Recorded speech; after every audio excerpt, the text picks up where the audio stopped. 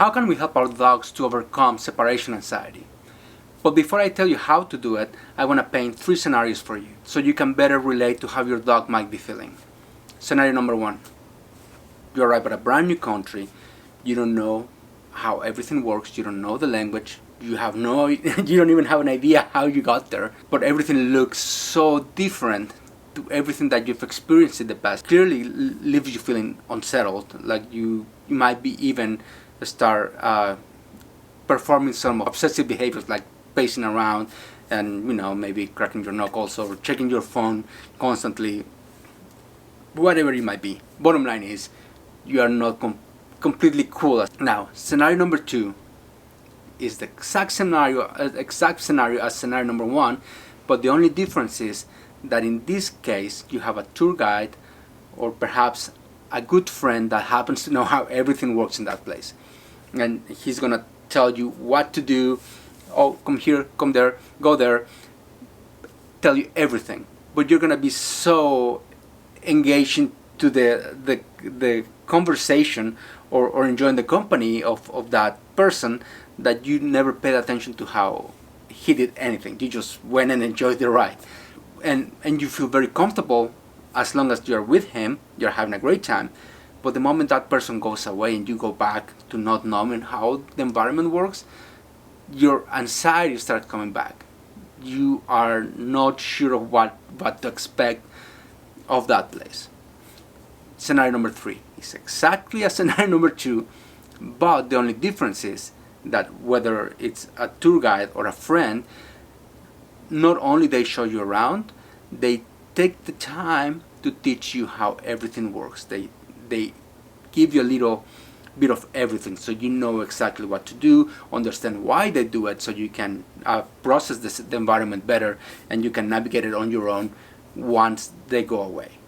Now that we have those 3 scenarios, it's important that we know in which one of those scenarios our pup lives in. Very often our dogs live in scenario number 2, where we tell them what to do, we show them a good time, we have snuggles, we play, but we never take the time to teach them. So whenever we go away, anxiety creeps in, and that's why you might be experiencing what you're experiencing. Scenario number 3 is where the good stuff lives. How are we gonna get it done? In scenario number 2, we use a lot of commands, and here, stay, sit down, whatever you want. And that's us trying to get things done whenever we want to. On scenario number 3, in the ideal scenario, you want your dog to process all those things on his own, so he learns how everything works. So we can't use commands. We're going to need 3 things to make it happen: body language, to communicate properly, patience, and lots of it, because we want to give our dogs the skills to problem solve, which means we cannot tell them nothing. We cannot give them hints. We just have to wait for them to come up with the answer themselves. And 3, we need markers. In this case, just marker, just yes. As soon as your dog accomplishes or reaches the answer that we desire, we gotta make sure that we say, yes, that's the stuff, and we have to deliver the reward.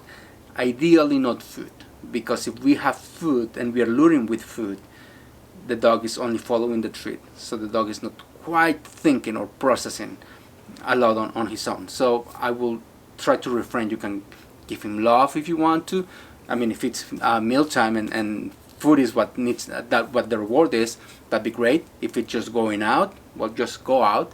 So your dog starts creating the right association with every interaction of the house, and so he knows how everything works. And once that happens, your dog is going to be super comfortable whether you're in the house or not. I hope this helped you coach your dog to a better life. I'll see you next time.